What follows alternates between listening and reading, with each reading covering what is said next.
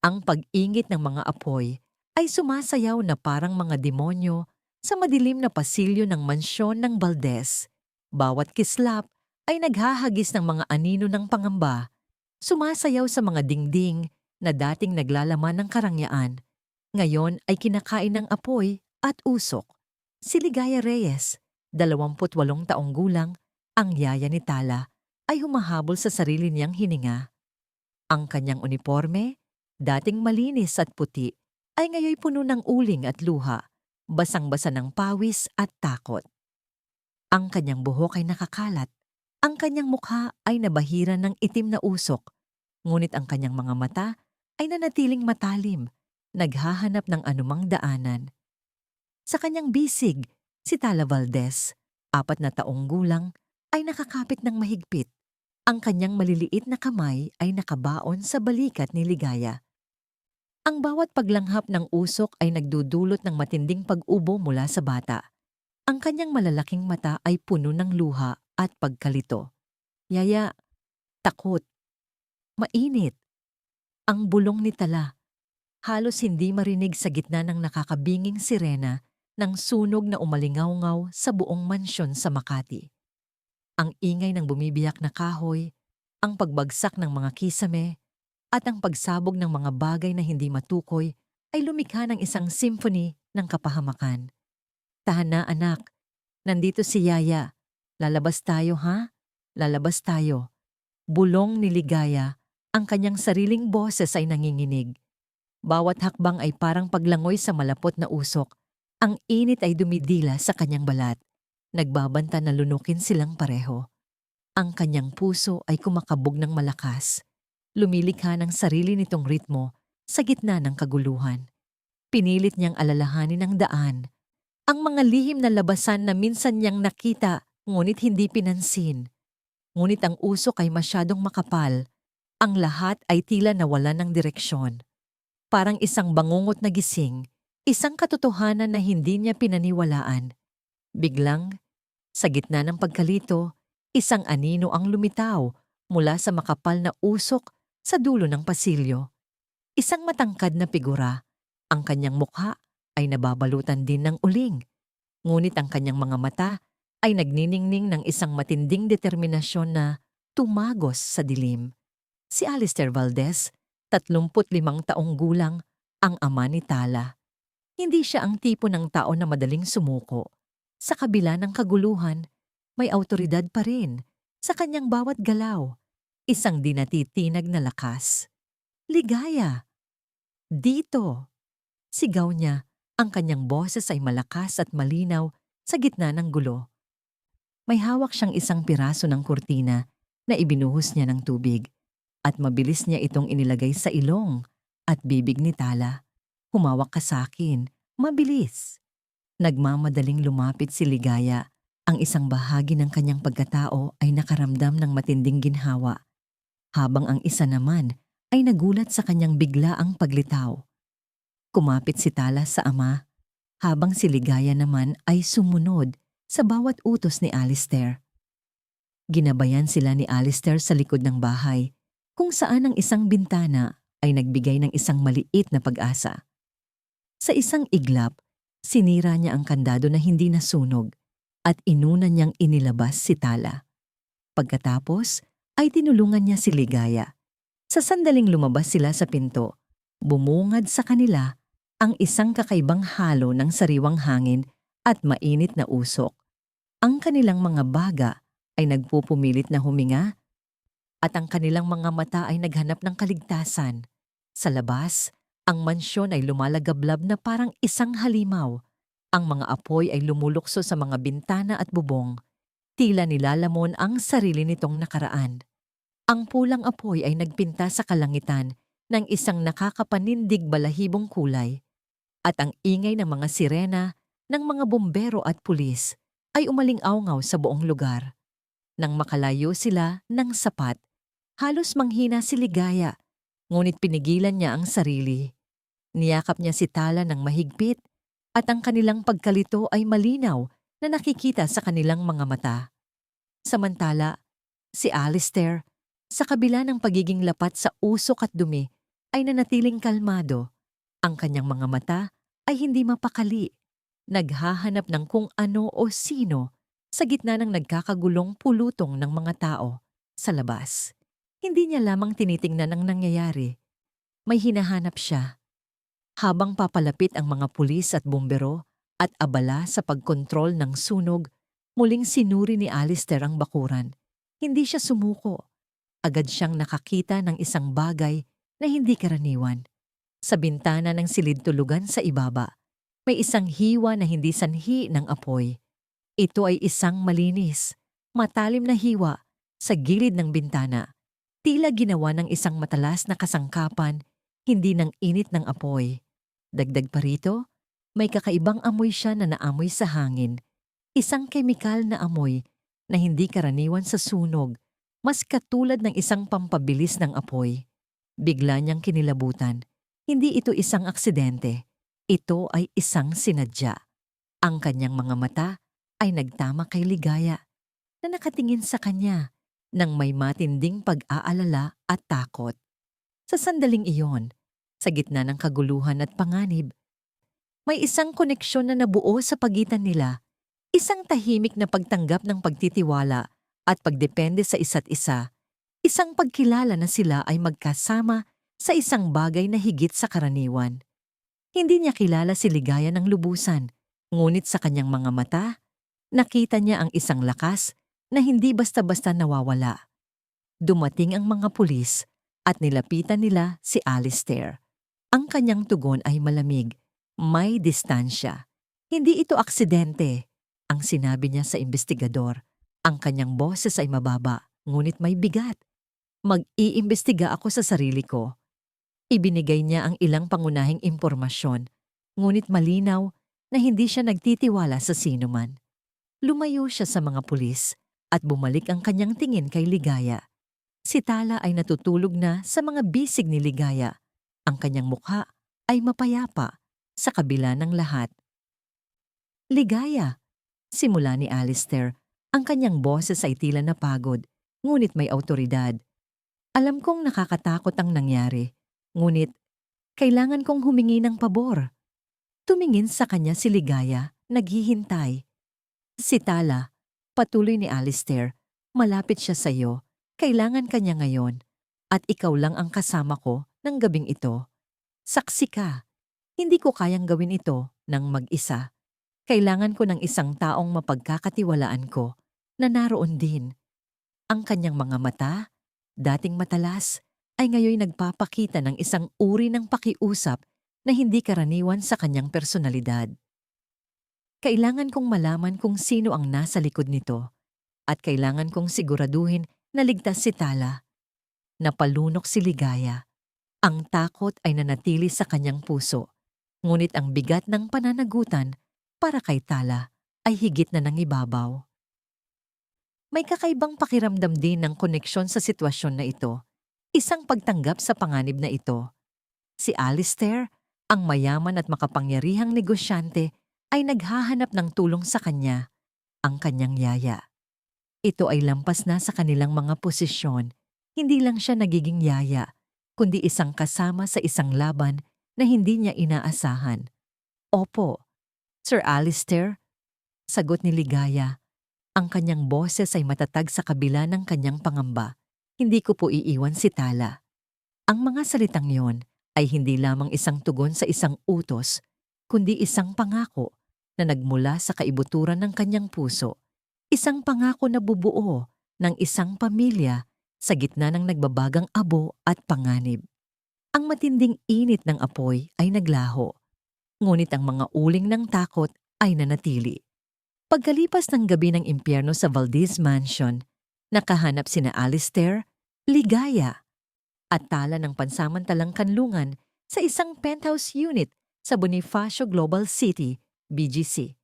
Malaki, moderno, at may mga bintanang salamin na nag-aalok ng nakamamanghang tanawin ng umuunlad na skyline ng Manila.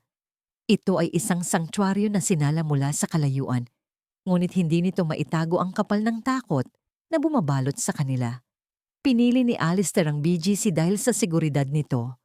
Ang mga guard sa bawat sulok, Ang mga CCTV camera na nakikita sa bawat pasilyo, ang access card na kailangan para makapasok sa bawat pinto, lahat ay idinisenyo upang magbigay ng kapayapaan ng isip. Ngunit para kay Alistair, ang kapayapaan ng isip ay isang bagay na malayo. Ang kanyang mukha ay laging seryoso. Ang kanyang mga mata ay laging nakatingin sa kung saan, tila naghahanap ng anino sa bawat sulok. Ang mga pulis ay patuloy sa kanilang investigasyon, ngunit ang kanilang mga sagot ay malabo at hindi sapat. Walang maliwanag na resulta, walang pinaghihinalaan.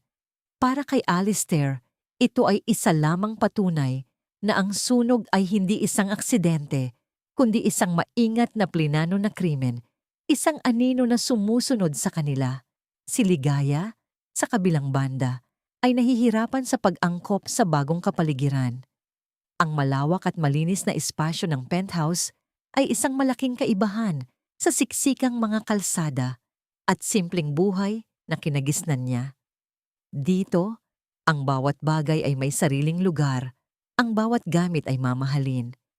Ang kanyang uniforme ng yaya ay napalitan ng mga kaswal na damit na ipinabili ni Alistair, ngunit ang kanyang tungkulin ay nanatiling pareho. Alagaan si Tala. Ngunit ang relasyon nila ay lumalim na.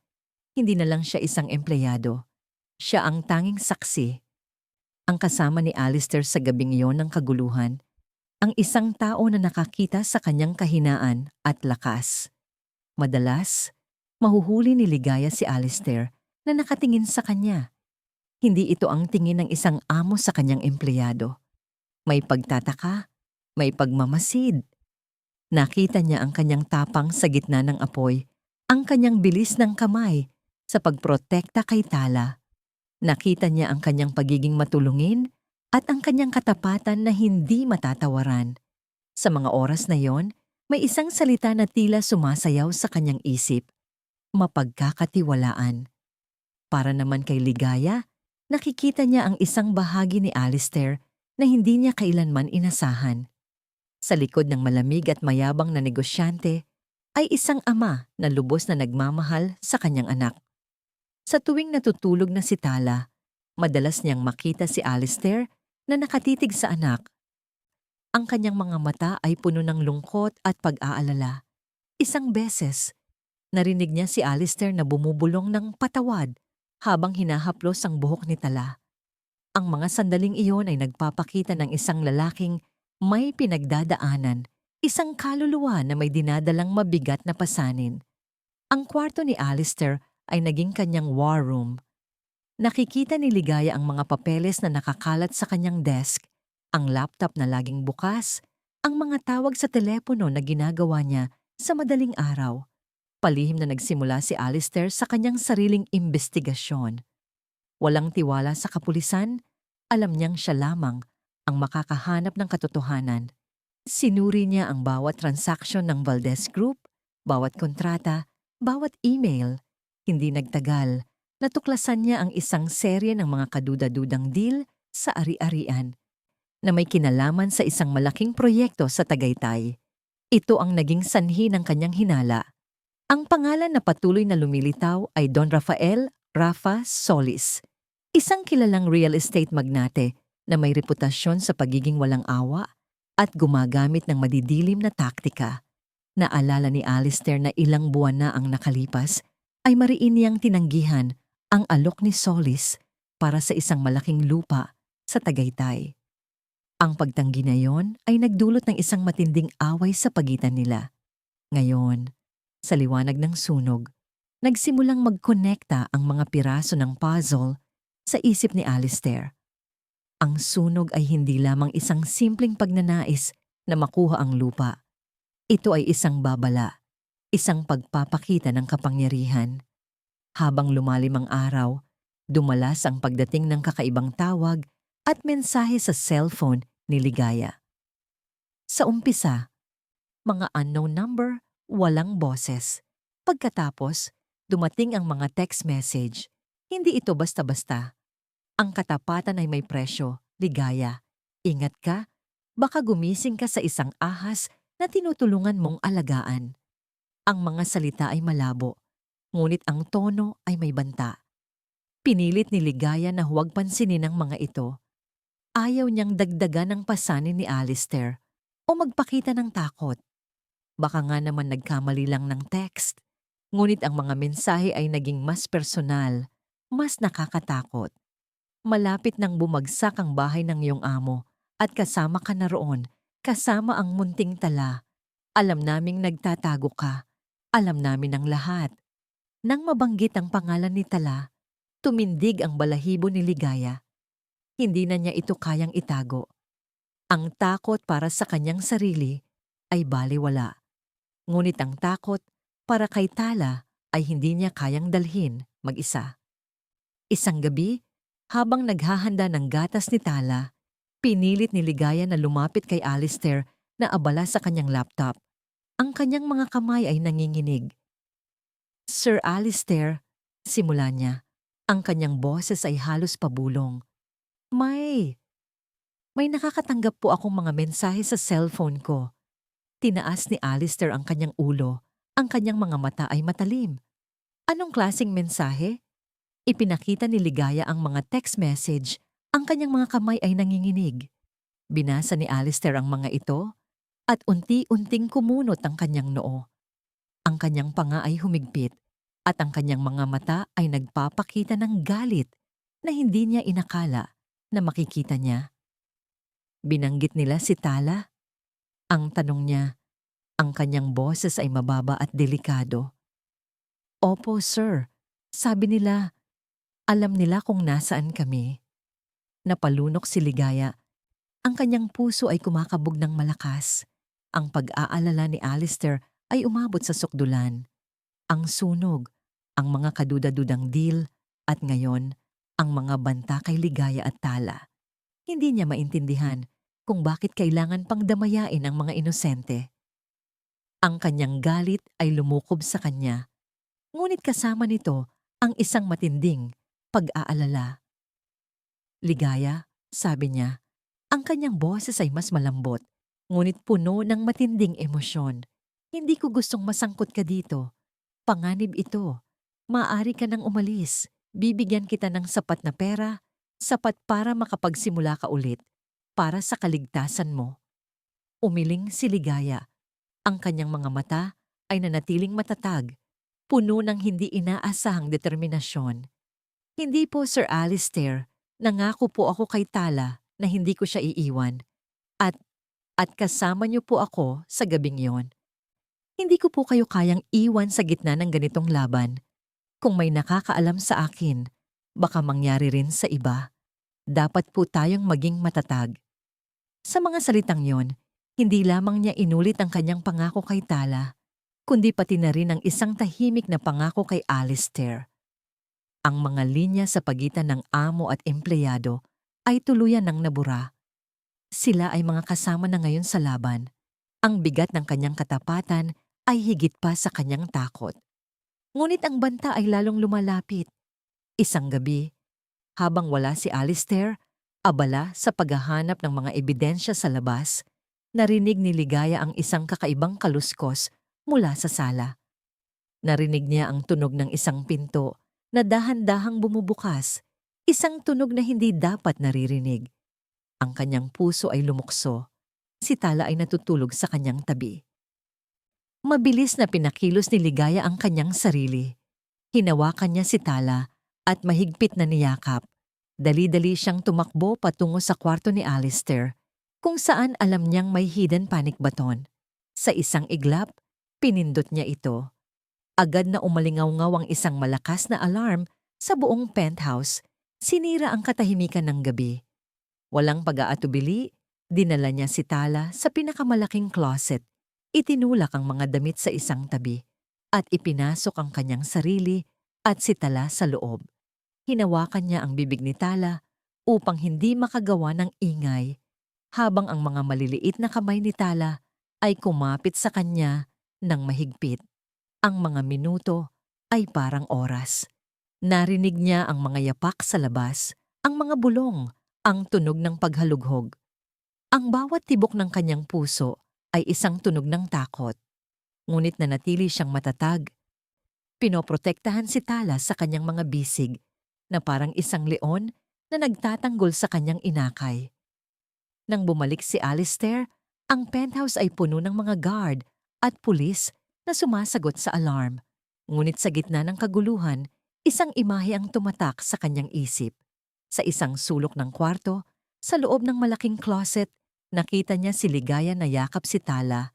Nanginginig, ang mga mata ay puno ng luha, ngunit may matinding tapang. Ang pangamba sa kanyang mukha ay hindi maitago, ngunit ang kanyang pagprotekta kay Tala ay higit pa roon. Sa sandaling iyon, alam ni Alistair na hindi na sila ligtas sa Maynila. Ang banta ay masyadong malapit, masyadong personal. Hindi na ito tungkol lamang sa negosyo o sa nakaraan. Ito ay tungkol sa kanilang buhay. Ang isang bagay ay malinaw sa kanyang isip. Kailangan nilang umalis. Malayo. Kung saan hindi na sila matutunton ng sinuman. Ang kanilang pansamantalang kanlungan ay naging isang piitan ng panganib. Ang desisyon ni Alistair ay mabilis at hindi na napag-usapan. Sa pagbalik niya sa penthouse, nakita niya si Ligaya na yakap si Tala sa loob ng closet. Nanginginig, ngunit may matinding tapang. Doon, alam niyang tapos na ang kanilang panahon sa Maynila.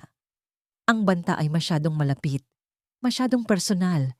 Hindi na ito tungkol lamang sa negosyo o sa nakaraan. Ito ay tungkol sa kanilang buhay. Isang bagay ang malinaw sa kanyang isip. Kailangan nilang umalis. Malayo, kung saan hindi na sila matutunton ng sinuman. Nagmadali si Alistair sa pag-ayos ng kanilang paglisan.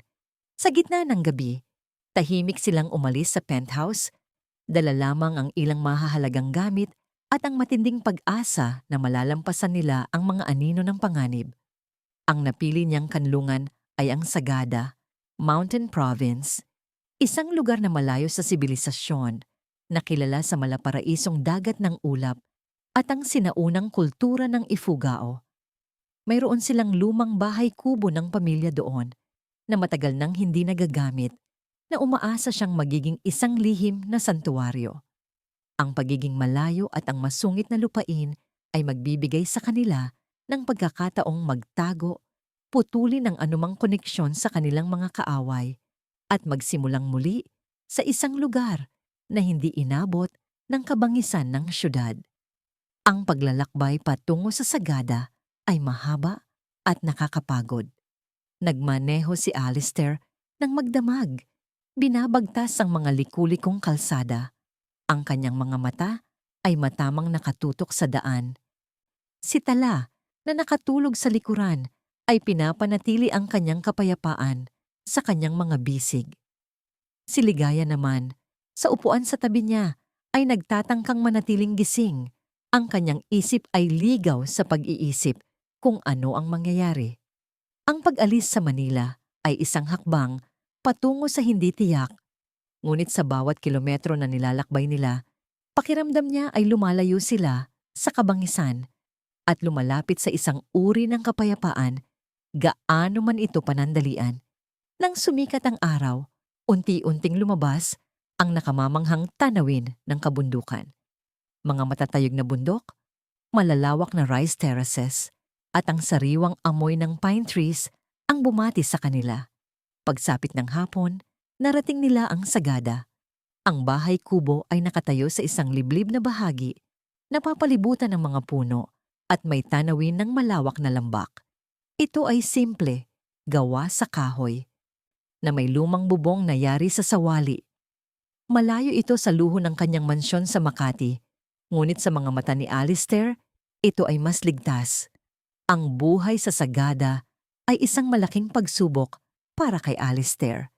Sanay siyang may mga katulong na naghahanda ng pagkain, naglilinis ng bahay, at nag-aasikaso ng lahat ng kanyang pangangailangan. Dito, wala siyang ibang makasama kundi si Ligaya at Tala. Hindi niya alam kung paano magluto ng simple, kung paano magtabas ng kahoy para sa apoy, o kung paano magkumpuni ng isang sirang gripo. Ngunit mayroon siyang Ligaya. Sa kabilang banda, si Ligaya ay tila nabuhay muli sa bagong kapaligiran. Ang kanyang likas na kakayahang mabuhay ay umiral. Pinalaki siya sa probinsya, kaya hindi na bago sa kanya ang simpleng pamumuhay. Siya ang nagturo kay Alistair kung paano magsimula ng apoy sa pugon, kung paano magluto ng simpleng adobo gamit ang mga lokal na sangkap, at kung paano makahanap ng malinis na tubig mula sa kalapit na bukal. Sa mga oras na iyon, nakita ni Alistair ang isang ligaya na hindi niya kailanman inasahan. Matatag, praktikal, at may matinding kapaki-pakinabang. Hindi na siya ang yaya na palaging sumusunod sa kanyang utos. Siya ang kanyang kasama, ang kanyang gabay sa bagong mundong ito. Si Tala, unti-unting bumalik sa kanyang sarili. Ang sariwang hangin at ang tahimik na kapaligiran ay nagpagaan ng kanyang loob. Hindi na niya madalas banggitin ang sunog. Sa halip, abala siya sa paggalugad sa paligid ng bahay, nakikipaglaro sa mga dahon, at tumutulong kay Ligaya sa maliliit na gawain. Ang pagmamahal at pag-aalaga ni na Alistair at Ligaya ay nagbigay sa kanya ng kapayapaan at seguridad na nawala sa kanya. Sa tuwing natutulog si Tala sa pagitan nila, sa isang lumang kutsyon sa sahig na malapit sa pugon, nararamdaman ni Ligaya ang init ng isang tunay na pamilya na nabuo sa gitna ng panganib. Habang lumalamig ang gabi sa sagada, madalas na umuupo sina Alistair at Ligaya sa tabi ng pugon, nagpapainit sa nagliliyab na apoy. Sa mga sandaling iyon, ang kanilang mga salita ay nagsimulang dumaloy ng malaya, na parang ang init ng apoy ay nagpapainit din sa kanilang mga kaluluwa. Hindi ko akalain na darating ako sa puntong ito sa buhay ko. Simula ni Alistair isang gabi, ang kanyang tingin ay nakatutok sa apoy. Laging trabaho, laging kumpanya. Akala ko iyon na ang lahat. Ang pagpapatuloy sa pangalan ng Valdez, ang pagpapalawak ng imperyo ng aking ama. Nagsalita siya tungkol sa kanyang nakaraan. Ang presyur ng pagiging tagapagmana ng isang malaking korporasyon at ang walang katapusang paghahanap para sa kapangyarihan at pagkilala. Nagsalita rin siya tungkol sa kanyang asawa, ang sakit ng pagkawala nito at ang pakiramdam ng pag-iisa na sumunod. Pagkatapos niyang mawala, patuloy niya, pakiramdam ko na walan ako ng direksyon. Ang tanging bagay na nagpapatuloy sa akin ay si Tala. Nagkaroon ng katahimikan. Marami sa kanyang sinabi ay nagulat kay Ligaya. Ang lalaking ito, na tila mayroong lahat, ay may pinagdadaanan din. Ikaw naman, Ligaya. Sabi ni Alistair, ikaw, paano ka napunta dito? Ikinuwento ni Ligaya ang kanyang buhay sa probinsya, ang kahirapan na nagtulak sa kanya na magtrabaho sa Maynila, ang kanyang mga pangarap na makatulong sa kanyang pamilya, ang pagnanais na magkaroon ng sariling maliit na negosyo, ang kanyang pag-asa na magkaroon ng mas magandang buhay. Hindi ko po inakala na ang pagiging yaya ni Tala ang magdadala sa akin sa ganitong sitwasyon. Sabi niya, may bahid ng pagtawa sa kanyang boses. Akala ko po ay maglilinis lang ako ng bahay at magluluto. Ngunit ngayon, narito po tayo, nagtatago sa isang lumang bahay kubo. Sa bawat kwento, sa bawat pagbabahagi, ang pag-unawa at tiwala sa pagitan nila ay lumalim. Ang mga hadlang ng lipunan ay unti-unting naglaho, napalitan ng isang koneksyon na mas malalim kaysa sa anumang titulo o posisyon. Nakikita ni Ligaya ang tao sa likod ng negosyante, ang ama sa likod ng makapangyarihang pangalan. Nakikita naman ni Alistair ang tapang at ganda ng kaluluwa ni Ligaya, ang kanyang matinding katapatan na hindi kayang bilhin ng pera. Ngunit kahit sa kalayuan ng sagada, ang mga anino ay patuloy na sumusunod. Isang hapon, habang naglalakad si Ligaya pabalik mula sa bukal, napansin niya ang isang kakaibang sasakyan na dahan-dahang dumaan sa liblib na kalsadang patungo sa bahay. Hindi ito ordinaryong sasakyan sa sagada. May kakaiba sa paraan ng pagmamaneho nito, tila nagmamasid. Kinabukasan, habang kinukuha ni Alistair ang koreo, nakakita siya ng isang mensahe sa loob ng lumang mailbox. Ito ay nakasulat sa isang Tagalog na may bahid ng sinaunang wika na mahirap basahin. Ang mga ulap ay hindi kayang itago ang katotohanan. Ang dugo ng nakaraan ay babalik para singilin. Alam namin ang inyong pinagtataguan, Alistair Valdez. Ang iyong mga kasalanan at ang mga kasalanan ng iyong pamilya ay hindi malilimutan ng hangin. Nagdilim ang mukha ni Alistair, ipinakita niya ito kay Ligaya. Paano? Bulong ni Ligaya, ang kanyang puso ay kumakabog. Ang mensahe ay malinaw. Alam ng kanilang kaaway kung nasaan sila at alam din nito ang kanyang kasaysayan. Hindi ito basta-basta na si Solis lamang ang may alam. Mayroon pang ibang nasa likod nito, isang taong malalim ang pagkakakilala sa kanya at sa kanyang pamilya. Isang gabi, pagkatapos matulog ni Tala, umupo sina Alistair at Ligaya sa balkonahe, tinatanaw ang dagat ng ulap na bumabalot sa lambak sa ilalim ng ilaw ng buwan. Ang tahimik na kalangitan, ang malamig na hangin, at ang katahimikan ng bundok ay bumalot sa kanila. Ang tensyon ng kanilang sitwasyon at ang pagiging malapit sa isa't isa ay lumikha ng isang hindi inaasahang intimacy. Tiningnan ni Alistair si Ligaya, ang kanyang mga mata ay nagpapakita ng isang damdamin na hindi niya pa naramdaman noon. Ang kanyang tapang, ang kanyang kabutihan, ang kanyang pagmamahal kay Tala, at ang kanyang matinding katapatan ay umakit sa kanya sa paraan na hindi niya inaasahan. Dahan-dahan, inabot niya ang kamay ni Ligaya. Nagulat si Ligaya, ngunit hindi niya inalis ang kanyang kamay. Ang init ng kanyang palad ay kumalat sa kanyang sistema. Nagliwanag ang mga bituin sa itaas, nagbibigay ng kanilang sariling tahimik na saksing sa sandaling iyon. Hindi na nila kinailangan pang magsalita. Ang bawat damdamin, bawat takot, bawat pag-asa ay tila nagkaisa sa kanilang mga puso. Inilapit ni Alistair ang kanyang mukha kay Ligaya at dahan-dahan, ang kanilang mga labi ay nagtagpo sa isang halik na puno ng damdamin at pananabik. Hindi ito ang halik ng isang amo at empleyado. Ito ay ang halik ng dalawang kaluluwa na natagpuan ng isa't isa sa gitna ng kaguluhan, ng dalawang tao na natagpuan ang pagmamahal sa gitna ng panganib. Ang halik na iyon ay isang tahimik na pangako, isang pagkilala sa kung ano ang unti-unting lumalaki sa pagitan nila na lumalampas sa lahat ng hangganan.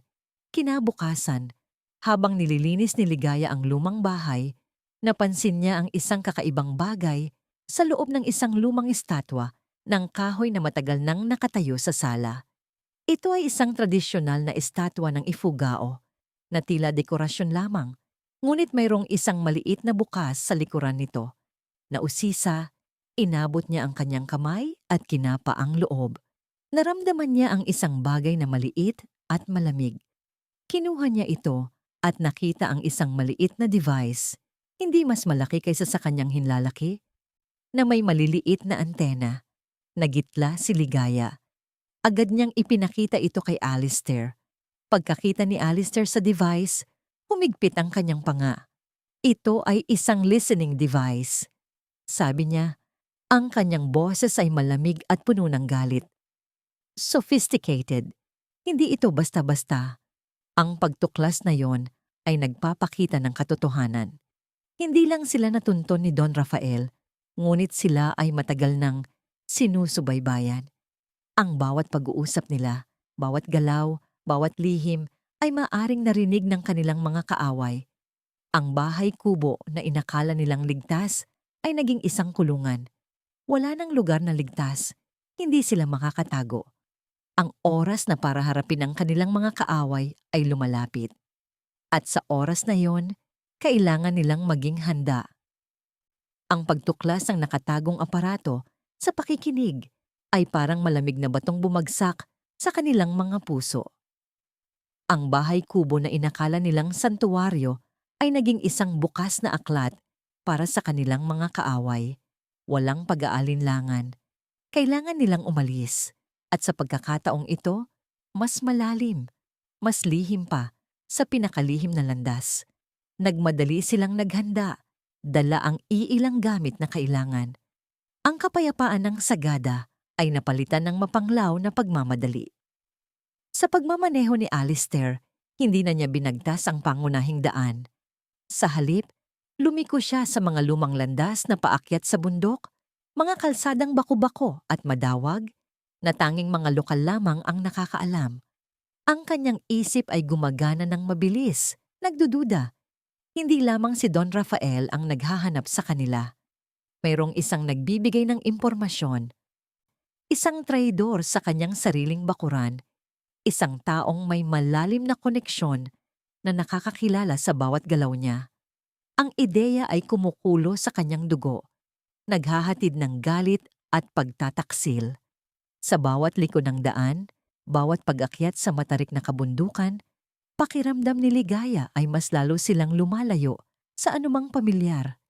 Si Tala, na nakatulog sa kanyang bisig, ay tila isang anghel sa gitna ng kanilang kaguluhan. Ang sariwang hangin ng kabundukan ay hindi na nagdadala ng kapayapaan, kundi ng amoy ng panganib. Isang hapon, habang nagpapahinga sila sa isang liblib na bahagi ng kagubatan, sa ilalim ng malaking puno ng akasya, nagring ang lumang cellphone ni Alistair. Isang numerong hindi niya inaasahan. Ito ay mula sa kanyang tiya Elena, kapatid ng kanyang ina, na matagal na niyang hindi nakakausap dahil sa mga sigalot ng pamilya. Hindi niya inaasahan na tatawagan siya nito, lalo na sa gitna ng kanilang pagtatago. Alistair, anak, nasaan ka? May naririnig akong masamang balita. Ang bahay niyo. Ang boses ni Tia Elena ay nanginginig, puno ng pag-aalala. Tiya, kami ni Tala ay maayos. Nagtatago. Mayroong gustong pumatay sa amin. Sabi ni Alistair, ang kanyang boses ay may halong pagod at galit. Nagkaroon ng katahimikan. Solis, tama ba? Tanong ni Tia Elena. Alam ko. Matagal na kitang gustong kausapin, Alistair. May kailangan kang malaman. Ang inyong ama, ang kasaysayan ng ating pamilya. Mayroong madilim na lihim. Pinigilan ni Alistair ang pagkabigla. Ano po ang ibig niyong sabihin, Tia? Ang lupain sa Tagaytay, ang pinag-aawayan ninyo ni Don Rafael Solis. Hindi lang yan basta-basta negosyo, Alistair. Ito ay tungkol sa dugo at paghihiganti. Ang iyong ama, kasama ang iba pang makapangyarihang pamilya, ay kinuha ang lupain ng mga katutubo sa Tagaytay gamit ang panlilinlang at karahasan.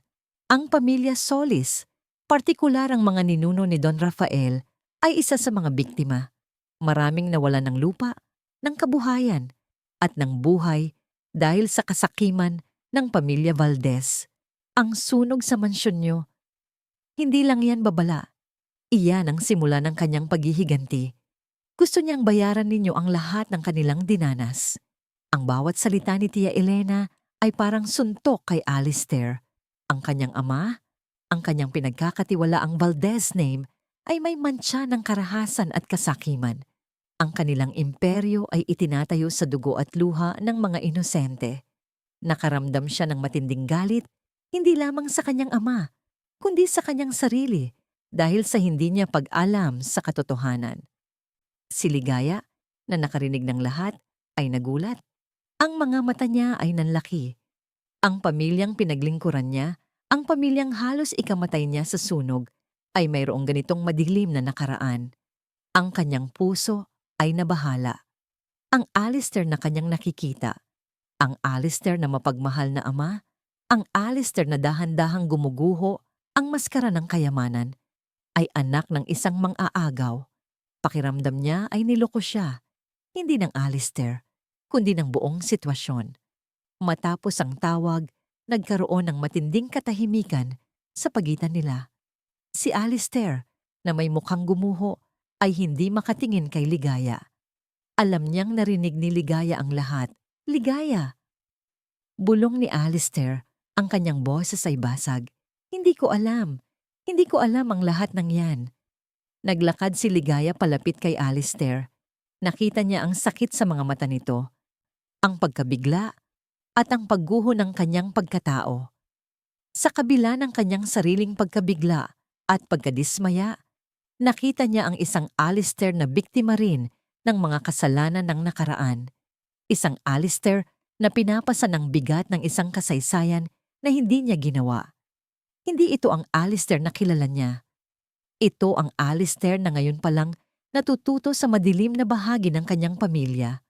Dahan-dahan, inabot ni Ligaya ang kamay ni Alistair at hinawakan yon. "Naniniwala po ako sa inyo, Alistair," sabi niya. Ang kanyang boses ay malumanay, ngunit matatag.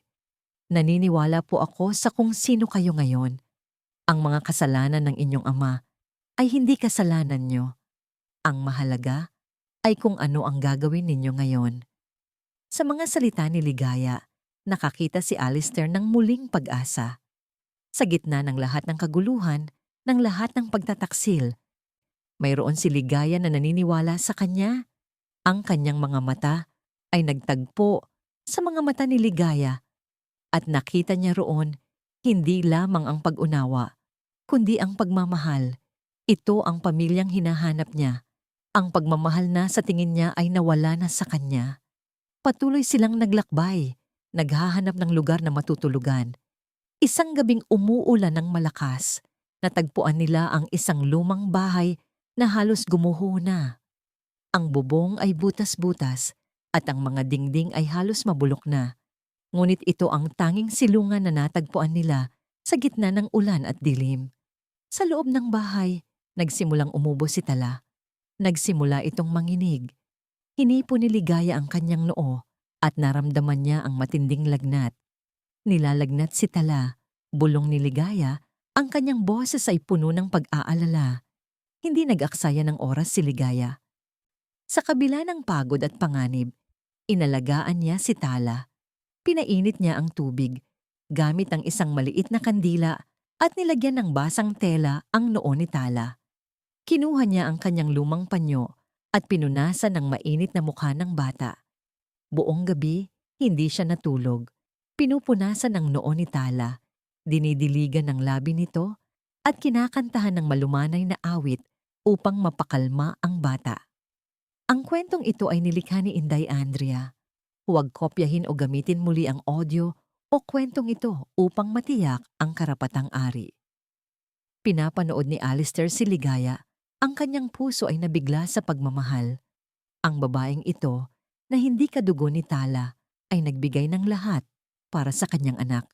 Nakita niya ang totoong sakripisyo, ang totoong pagmamahal. Sa sandaling yun, malinaw na ang lahat. Mahal niya si Ligaya.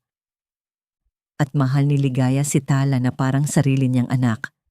Ang pagmamahal na ito ay hindi isang pangyayari lamang. Ito ay isang katotohanan na mas matatag kaysa sa anumang panganib na kanilang kinakaharap. Nang dahan-dahang humupa ang lagnat ni Tala sa madaling araw, huminga ng maluwag sina Alistair at Ligaya. Ang kanilang mga mata ay nagtagpo, puno ng pagod, ngunit may matinding pagmamahal at pag-asa. "Poprotektahan natin si Tala," sabi ni Alistair. Ang kanyang boses ay may pangako. "Ano man ang mangyari, at tayo, gagawa tayo ng sarili nating kinabukasan, malayo sa mga anino ng nakaraan." Si Ligaya ay tumango. Ang kanyang mga mata ay nagliliwanag ng luha. Niyakap niya si Alistair at Tala. Ang tatlo ay nagsama sa isang mahigpit na yakap. Sa gitna ng kaguluhang ito, natagpuan nila ang isa't isa at natagpuan nila ang pag-asa para sa isang bagong simula. Ang pagtuklas ng nakaraang kasalanan ng kanyang pamilya ay nagbigay kay Alistair ng bagong layunin. Hindi na siya tatakas. Panahon na para harapin ang kanyang mga kaaway. Sa tulong ni Ligaya, sinimulan niyang bumuo ng isang plano. Gagamitin niya ang mga lihim ng kanyang pamilya laban kay Don Rafael at haharapin niya ang katotohanan. Ngunit para magawa iyon, kailangan nilang bumalik sa Maynila. "Babalik tayo sa Maynila," sabi ni Alistair kay Ligaya. Ang kanyang boses ay puno ng determinasyon. Haharapin natin sila. Sa pamamagitan ng lihim na paglalakbay, muling binagtas ni na Alistair at Ligaya ang mga kalsada, pabalik sa syudad, na minsang nagtulak sa kanila palayo. Ngayon, hindi na sila tumatakas. Sila ay bumabalik, hindi upang magtago, kundi upang lumaban. Sa kanilang mga puso, Mayroon silang isang plano, isang matapang na paghaharap upang ilantad si Don Rafael at ang traidor sa loob ng Valdez Corporation na sa tingin ni Alistair ay si Tio Fernando, ang kapatid ng kanyang ama na laging may lihim na inggit sa kanyang kapangyarihan. Ang pagbabalik sa Maynila ay tila pagtalon mula sa isang panaginip patungo sa isang bangungot. Ang malawak na kabundukan ng Sagada ay nagbigay sa kanila ng kapayapaan at espasyo, ngunit ang syudad ay nag-aalok lamang ng anino at panganib. Dati, ang Maynila ay simbolo ng kapangyarihan at karangyaan para kay Alistair, ngunit ngayon, ito ay naging isang labirint ng mga lihim at pagtatago. Hindi na sila bumalik sa mga marangyang distrito. Sa halip, natagpuan nila ang isang maliit, simpleng apartment sa isang tahimik na sulok ng Paco, malayo sa mga matataong lugar, ngunit sapat na malapit para sa mabilisang paggalaw. Ang gusali ay luma na, ang pader ay may mga bakas ng panahon, at ang mga bintana ay nakaharap sa isang eskinita na laging amoy, nilulutong pagkain at tambutso ng mga jeepney. Ito ang kanilang bagong santuwaryo, isang lugar kung saan walang makakahanap sa kanila, maliban sa mga anino. Pinutol nila ang lahat ng koneksyon sa labas. Walang cellphone, walang internet, maliban sa isang lumang laptop na gumagamit ng burner SIM card at koneksyon na laging binabago ni Alistair. Nagsimula si Alistair sa kanyang planong paghahanap ng ebidensya, ngunit sa pagkakataong ito, hindi nag-iisa. Si Ligaya ay nasa kanyang tabi, hindi lamang bilang proteksyon ni Tala, kundi bilang kanyang kapareha. Sa loob ng ilang linggo, naging masinsinan ang kanilang pagtatrabaho. Ikinuwento ni Alistair kay Ligaya ang kanyang hinala kay Tio Fernando, ang kapatid ng kanyang ama na laging may lihim na inggit sa Valdez Corporation. Si Tio Fernando ang laging nagpapanggap na matulungin, ngunit ang mga mata nito ay laging nagtatago ng isang bagay. Alam ko na inilalapit ni Solis si Tio Fernando matagal na. Paliwanag ni Alistair habang pinapakita ang mga lumang dokumento ng transaksyon sa lupa sa Tagaytay. Ipinapangako niya sa kanya ang malaking bahagi ng kumpanya kapag napabagsak ako. Si Ligaya, na may matalim na paningin na nahasa sa pagmamasid sa mga maliliit na detalye sa buhay ng mga tao, ay naging mahalagang bahagi ng kanilang operasyon. Habang abala si Alistair sa pagbabasa ng mga ulat ng pananalapi at pagpapatakbo ng kumpanya, napansin ni Ligaya ang mga bagay na pwedeng baliwalain ng iba. Alistair, sabi niya isang gabi, habang pinag-aaralan ng isang lumang litrato ng family reunion ng mga Valdez. Tingnan niyo po itong relo ni Tio Fernando. Suot po niya ito sa halos lahat ng litrato na nakikita ko. Bakit po kaya? Hindi po siya mahilig sa mamahaling alahas. Nagtataka si Alistair. Ano naman ang koneksyon niyan, Ligaya? Kasi po, mukhang hindi lang po basta-basta relo yan. May nakaukit na logo sa likod. At para pong kapareho ng logo ng isang kumpanya na nakita ko po sa isang folder ng mga pag-aari ni Don Rafael Solis, yung Solis Realty Holdings. Paliwanag ni Ligaya. Ang kanyang mata ay nakatitig sa detalye. Nagulat si Alistair. Isa itong maliit na detalye, ngunit maaring isang malaking koneksyon. Isang regalo mula kay Solis o isang senyales ng pagiging kasabwat. Hindi lang sa paghahanap ng ebidensya nagpakita ng galing si Ligaya. Sa tuwing natatalo si Alistair sa bigat ng katotohanan, ang pagtataksil ng kanyang pamilya, ang madilim na kasaysayan ng kanyang apelyido, si Ligaya ang naging kanyang angkla. Isang gabi, habang nag-iisip si Alistair kung paano niya haharapin ang katotohanan na ang kanyang ama ay isang manloloko at ang kanyang tiyuhin ay isang traidor, siya ay bumagsak. Paano ko gagawin ito, Ligaya? Ang lahat ng pinaniniwalaan ko?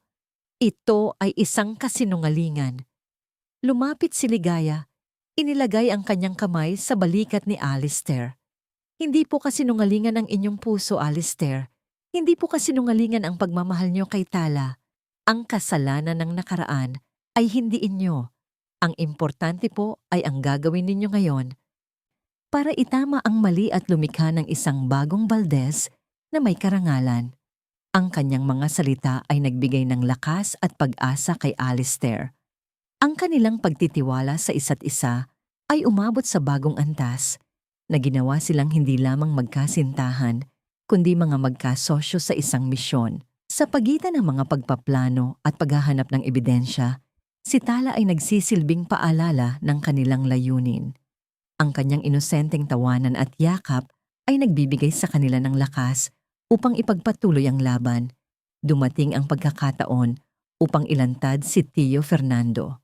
Nagkalat si Alistair ng impormasyon na mayroon siyang bagong ebidensya, isang digital file na naglalaman ng mga orihinal na kontrata sa lupa sa Tagaytay na magpapatunay sa panlilinlang ng kanyang ama at ang koneksyon ni Solis sa mga transaksyon. Ito ay isang kumpletong bluff. Ngunit sapat upang gumalaw si Tio Fernando. Sinadya ni Alistair na mag-iwan ng bakas ng impormasyon na ito sa isang lumang server na alam niyang sinisira ni Tio Fernando. Ang impormasyon ay naitanim sa tamang oras at ang bakas ay nagdirekta kay Tio Fernando sa isang lumang hard drive na naglalaman ng pekeng dokumento. Makalipas ang ilang araw, habang nakatago sila sa isang sasakyan na malapit sa opisina ni Tio Fernando, nakita nila itong lumabas nang nagmamadali, nakikipag-usap sa isang burner phone. Hindi niya napansin ang nakaparadang van. Pinakinggan ni Alistair at Ligaya ang usapan. Nakita ko na ang mga dokumento. Oo, sigurado ako. Iyan ang ginagamit niya para ipitin ka. Kailangan mong kumilos agad, Don Rafael. Ang boses ni Tio Fernando ay may halong takot at pagmamadali. Siya nga, bulong ni Alistair. Ang kanyang kamao ay nakakuyom. Ang pagtataksil ay kumpirmado, ngunit ang banta ay mas malaki kaysa sa kanilang inakala. Napansin ni Don Rafael Solis na nalalapit na ang pagbagsak ng kanyang plano. Ang mga ebidensya ay unti-unting lumalabas at ang kanyang pondo ay nagiging masikip. Sa isang desperadong kilos, nagpasya siyang salakayin ang pinakamahalaga kay Alistair. Isang hapon, habang naglalakad si Ligaya at Tala sa isang public park sa Ermita, malayo sa kanilang taguan, upang magpahangin, nangyari ang hindi inaasahan. Ang parke ay puno ng tao, mga bata at mga pamilya. Biglang sumulpot ang dalawang lalaki na nakasuot ng itim na nakamaskara. Mabilis nilang sinakmal si Tala mula sa kamay ni Ligaya. Tala! Sigaw ni Ligaya, ang kanyang puso ay tila tumigil. Agad niyang hinabol ang mga lalaki, ngunit sila ay mabilis. Sa gitna ng kaguluhan, nakita ni Ligaya ang isang itim na van na mabilis na humarurot palayo. Sa isang sulyap, nakita niya ang isang pamilyar na logo na nakaukit sa gilid ng van. Ang Solis Realty Holdings, ang parehong logo na nakita niya sa relo ni Tio Fernando. Solis! Bulong niya. Ang kanyang tinig ay nanginginig sa galit. Hindi nag-aksaya ng oras si Ligaya. Gamit ang kanyang matinding kaalaman sa mga lansangan ng Maynila, ang mga eskinita at mga shortcut na natutunan niya sa kanyang paninirahan doon, sumakay siya sa isang tricycle at sinundan ng van. Tiningnan niya ang direksyon ng van, ang pagliko nito sa mga kalsada, at kahit na nawalan siya ng bakas, alam niyang may lugar na posibleng pagdalhan kay Tala. Isang lumang bodega, malapit sa Ilog Pasig, sa dulo ng isang kalsada sa Tondo na kilala sa mga ilegal na gawain ni Solis. Mabilis niyang tinawagan si Alistair gamit ang isang public phone habang nagmamadaling tumawid sa kalsada. Alistair, dinukot si Tala, mga tao ni Solis, Tondo, isang lumang bodega malapit sa ilog. Bilisan mo! Ang boses ni Ligaya ay nagkakaputol-putol sa takot at pagmamadali. Nabahala si Alistair. Sa bilis ng kidlat, kinuha niya ang kanyang baril na nakatago at humingi ng tulong sa kanyang mga pinagkakatiwalaang kasamahan. Dalawang dating sundalo na kanyang tinulungan sa nakaraan. Mabilis silang nagtungo sa tundo. Sa isang abandonadong bodega na puno ng mga lumang karton at amoy kalawang, natagpuan nila si Tala. Ang bata ay nakatali sa isang upuan, umiiyak, at nakamaskara ang kanyang bibig. Nakapalibot sa kanya ang tatlong maton at sa isang sulok, nakatayo si Don Rafael Solis, nakangisi. Alistair Valdez, akala mo ba ay madali kang makakatakas sa akin? Haharapin mo ang mga kasalanan ng iyong ama. Ngunit bago pa man makapagsalita si Solis, may humarurot na sasakyan sa labas. Si Alistair, kasama ang kanyang mga kasamahan, ay agad na pumasok sa bodega. Nagsimula ang isang madugong komprontasyon. "Ibalik mo ang aking anak, Solis!" Sigaw ni Alistair, ang kanyang boses ay nag-aalab sa galit. Nagkaroon ng putukan. Si Alistair, sa kanyang galit, ay naging mas mabilis at mas malakas. Ang kanyang mga kasamahan ay nagbigay ng suporta, pinagtatalunan ang mga maton. Samantala, dumating din si Ligaya. Nakita niya si Tala na nakatali at hindi siya nag-atubili. Sa gitna ng labanan, ginamit niya ang kanyang bilis at talino. Kinuha niya ang isang lumang tubo at pinukpok ang ulo ng isang maton. Mabilis niyang kinalagan si Tala. Ngunit bago pa man sila makatakas, hinarangan sila ng isa pang maton. "Huwag kang hahawak sa kanya." Sigaw ni Ligaya, itinulak niya si Tala sa likod niya at hinarap ang maton. Sa tulong ng kanyang matinding instinct, sinipa niya ang maton sa tiyan at nang bumagsak ito, kinuha niya ang isang sako ng bigas at ibinato sa mukha nito. Nang makalabas sila ni Tala, nagsimula ang isang nakakapanghilakbot na habulan sa mga masisikip na lansangan at palengke ng tundo. Ang amoy ng isda at gulay ay nahaluan ng amoy ng pulbura at takot. Tumakbo si Ligaya, hawak-hawak si Tala at sumisigaw ng tulong. Ang mga tao sa palengke ay nagkagulo at ang kaguluhang iyon ay nagbigay sa kanila ng pagkakataon. "Dito, Tala, dito tayo dadaan." Sigaw ni Ligaya habang tinuturo ang isang maliit na eskinita na papunta sa dagat. Nang sa wakas ay naligtas si Tala, muling nagsama sina Alistair, Ligaya at Tala. Yakap-yakap nila ang isa't isa, ang kanilang mga puso ay puno ng takot at kaluwagan. Ngunit hindi pa tapos ang lahat. Si Don Rafael Solis, sa gitna ng kaguluhan, ay nagawang tumakas. Nakita nila itong sumakay sa isang mabilis na speedboat na naghihintay sa Ilog Pasig habang sumisigaw ng, "Hindi pa ito tapos, Alistair. Darating ang araw na babayaran ninyo ang lahat ng dugo na ibinuhos ng inyong pamilya." Ang kanyang tinig ay nag-echo sa hangin, isang pangako ng mas maraming karahasan. Si Tio Fernando ay nahuli, nakatali at nagmamakaawa. Ang kanyang pagtataksil ay nabunyag. Ngunit ang mga ebidensya na hawak ni Alistair ay sapat lamang para makasuhan si Tio Fernando at hindi pa sapat upang tuluyan nang ipabilanggo si Don Rafael Solis. Ang laban ay patuloy pa, ngunit ang kanilang pamilya ay muling nagsama, handa nang harapin ang anumang hamon na darating. Ang pagliligtas kay Tala ay nag-iwan ng matinding marka kina Alistair at Ligaya. Ang bawat isa ay nakita ang tunay na lakas ng loob ng isa, ang walang hanggang pagmamahal na ibinigay nila kay Tala, at ang lalim ng kanilang koneksyon. Ngunit ang pagtakas ni Don Rafael Solis ay isang paalala na ang laban ay hindi pa tapos. Ang kanilang anak ay ligtas, ngunit ang banta ay nanatili, tulad ng isang anino na sumusunod sa kanila. Isang gabi, habang nagpapahinga si Tala, naupo sina Alistair at Ligaya sa balkonahe ng kanilang tinutuluyan. Ang gabi ay tahimik, ang Ilog Pasig ay dumadaloy sa ibaba, at ang mga ilaw ng syudad ay kumikinang sa dilim. Hawak ni Alistair ang kamay ni Ligaya. Ang kanyang mga mata ay nakatitig sa walang katapusang abot-tanaw. "Hindi na natin kayang tumakas pa, Ligaya," sabi ni Alistair. Ang kanyang boses ay puno ng kapasiyahan. "Kung patuloy tayong magtatago, hindi kailanman matatapos ito. Si Solis at ang mga tulad niya ay patuloy na maghahanap ng paraan para saktan tayo. Pero Alistair, ang panganib, simula ni Ligaya, ang kanyang puso ay nag-aalala. Alam ko, at handa akong harapin iyon, sagot ni Alistair, humarap sa kanya. May sapat na ebidensya tayo laban kay Tio Fernando at may mga saksi na tayo ngayon sa tangkang pagdukot ni Solis. Ang kailangan lang natin ay ilabas ang katotohanan, ang buong katotohanan, kahit na masakit. Naintindihan ni Ligaya kung ano ang ibig sabihin ni Alistair.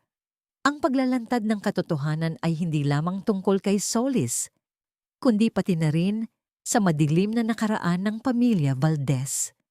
Ang mga kasalanan ng kanyang ama, ang panlilinang sa mga lupain sa Tagaytay. Ito ay isang pagpili na maglalagay sa kanilang lahat sa panganib.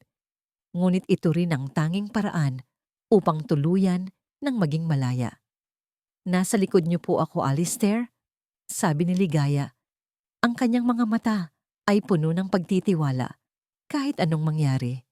Sa sumunod na araw, nagsimula si Alistair sa kanyang pinakamalaking gambit. Sa tulong ng kanyang mga kasamahan at ng kanyang tiyahin na naglantad ng mga lihim ng pamilya, nag-organisa siya ng isang press conference, hindi sa isang marangyang hotel, kundi sa isang simpleng bulwagan sa isang komunidad na malapit sa mga lugar na dating apektado ng Valdez Corporation. Doon, sa harap ng daan-daang mamamahayag, kamera, at mga biktima ng nakaraang inhustisya, nagsalita si Alistair Valdez. Ang kanyang boses ay matatag, puno ng emosyon, ngunit walang bahid ng pagdududa. Ako po si Alistair Valdez, nagsimula siya, at narito po ako upang humingi ng tawad. Ang aking ama at ang Valdez Corporation sa nakaraan ay nagkasala ng labis. Kami po ay nagtayo ng kayamanan sa pamamagitan ng panlilinlang at pagsasamantala sa mga maliliit na tao, lalo na sa mga katutubo sa Tagaytay. At dahil sa mga kasalanan na yon, kami po ay nagbayad ng mahal. At ngayon, ang inosenteng anak ko ay naging biktima. Pagkatapos noon, ibinunyag niya ang buong katotohanan, ang kasaysayan ng pagkuha ng lupain, ang papel ni Don Rafael Solis bilang tagapagmana ng isa sa mga pamilyang pinagsamantalahan at ang kanyang balak na paghihiganti. Ang tangkang pagpatay sa kanya sa pamamagitan ng pagsunog sa kanilang bahay at ang pagtataksil ni Tio Fernando. Ipinakita niya ang mga dokumento, ang mga ebidensya at ang mga testimonya. Hindi po ito tungkol sa akin o sa aming pamilya.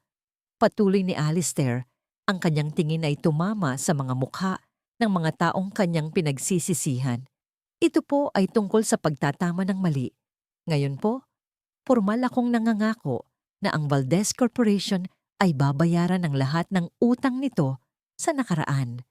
Babayaran po namin ang bawat sentimo, babayaran po namin ang bawat lupa na iligal na nakuha. At tutulong po kami na muling itayo ang mga komunidad na nasira. Ang mga mamamahayag ay nagulantang. Ang mga biktima ay umiiyak, hindi dahil sa galit, kundi dahil sa pag-asa at pagkalaya. Ang balita ay kumalat na parang apoy sa buong Pilipinas. Ang mga headline ay sumisigaw ng Valdez Confesses at Alistair Valdez Vows Justice. Ang paglantad ni Alistair ay nagdulot ng malaking kaguluhan.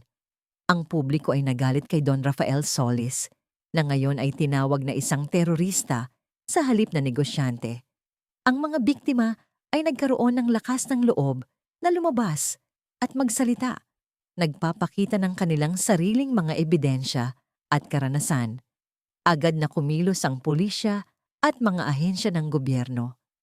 Ang mga testigo, ang mga ebidensya, at ang matinding pressure mula sa publiko ay nagtulak sa kanila na magsagawa ng malawakang investigasyon. Si Tio Fernando ay opisyal na kinasuhan sa kanyang papel sa sabotan. Ngunit si Don Rafael Solis ay hindi basta-basta susuko. Mula sa kanyang taguan, sinubukan niyang gumanti. Nagkalat siya ng mga fake news at black propaganda laban kay Alistair. Sinubukang sirain ang kanyang reputasyon. Nagpadala rin siya ng mga banta sa buhay ni Alistair. Sinubukan siyang ipa-assassinate. Ngunit ngayon, si Alistair ay hindi na ang dating bulag na negosyante. Sa tulong ni Ligaya, na ang kanyang instinct sa kaligtasan ay naging matalas dahil sa mga nakaraang karanasan. Naging handa sila sa lahat. Ang kanilang bagong bahay, isang mas simple at mas ligtas na tahanan sa labas ng sentro ng Maynila, ay pinoprotektahan ng pinakamodernong security system. Ang mga kasamahan ni Alistair ay laging handa. Isang gabi, habang nagmamaneho si Alistair pauwi mula sa isang meeting kasama ang kanyang legal team, biglang sumulpot ang isang sasakyan mula sa likod. Sinubukang banggain ang kanyang sasakyan. Ngunit inasahan na ito ni Alistair. Mabilis siyang kumilos. Iniwasan ng banggaan at pinilit ang sasakyan ng mga salarin na lumihis. Sa loob ng ilang minuto, dumating ang mga pulis na nakatanggap ng tip mula kay Ligaya na nakasubaybay sa mga galaw ni Solis sa pamamagitan ng isang network ng kanyang mga dating kasamahan. Ito na ang huling hininga ng imperyo ni Solis.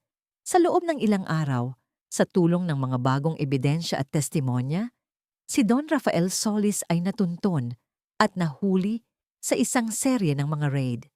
Siya at ang kanyang buong network ay nahatulan. Sa wakas, ay nabigyan ng hustisya ang mga taong kanyang pinagsamantalahan. Sa mga sumunod na buwan, ang buhay ni Alistair ay nagbago ng husto. Ang Valdez Corporation ay muling itinayo. Ngayon ay nakatuon sa mga proyekto na may pananagutan sa lipunan at pangmatagalang pag-unlad. Si Alistair mismo ay naging aktibong bahagi sa pagtulong sa mga komunidad. Siya ay personal na bumisita sa Tagaytay, nakipag-usap sa mga matatandang katutubo, humingi ng tawad, at sinimulan ang proseso ng pagbabalik ng lupain at pagbabayad pinsala. Ito ay hindi madali, ngunit bawat hakbang ay naghatid ng kapayapaan sa kanyang puso. Ang kanilang pag-ibig ni Ligaya ay namulaklak sa gitna ng lahat ng kaguluhan. Mula sa isang amo at katulong, sila ay naging magkasintahan at ngayon, magkaparehas sa buhay. Ang bawat pagsubok ay nagpatibay sa kanilang pagtitiwala at pagmamahal. Si Ligaya ay hindi lamang ang nagligtas kay Tala, kundi ang nagligtas din kay Alistair mula sa kanyang sariling kadiliman. Isang hapon, habang nakaupo sila sa parke na kung saan dinukot si Tala, binibigyan ngayon ng masayang halakhak ng bata. Lumuhod si Alistair sa harap ni Ligaya. Ang araw ay lumulubog at ang ginto nitong liwanag ay nagpakinang sa kanilang mga mukha. Ligaya, sabi ni Alistair, hawak ang isang simpleng singsing na may malaking perlas, simbolo ng kanilang paglalakbay. Ikaw ang nagbigay ng liwanag sa buhay ko. Ikaw ang nagturo sa akin ng tunay na kahulugan ng pamilya, ng tapang at ng pag-ibig. Hindi ko kayang isipin ang buhay ko nang wala ka at si Tala. Gusto kitang makasama habang buhay. Pakakasalan mo ba ako? Naluha si Ligaya. Ang lahat ng paghihirap, lahat ng takot, lahat ng pag-asa ay nagtipon sa sandaling iyon. Ang kanyang puso ay puno ng kagalakan. Opo, Alistair, opo. Niyakap nila ang isa't isa at pagkatapos ay sinalihan sila ni Tala na tumalon sa kanilang mga bisig. Ang kanyang maliliit na kamay ay nakayakap sa kanilang mga leeg. Ngayon, nakatayo sina Alistair, Ligaya at Tala sa balkonahe ng kanilang bagong tahanan. Hindi na ito ang marangyang mansyon na nasunog, kundi isang modernong bahay na may simpleng disenyo, ngunit puno ng init at pagmamahal. Ang mga bintana ay nakaharap sa isang malawak na tanawin ng Maynila. Ang mga gusali ay kumikinang sa sinag ng bagong umaga. Walang na ang usok ng apoy, walang na ang anino ng panganib. Tanging ang liwanag ng bukang liwayway ang nagbibigay sa kanila ng pag-asa. Natagpuan nila ang isang tunay na pamilya na binuo hindi sa dugo o yaman, kundi sa pag-ibig, pagtitiwala, at sa walang hanggang tapang na humarap sa dilim upang makahanap ng liwanag. Ang kanilang kwento ay isang patunay na kahit sa gitna ng abo at panganib, may bagong buhay at bagong pag-asa na maaring sumibol.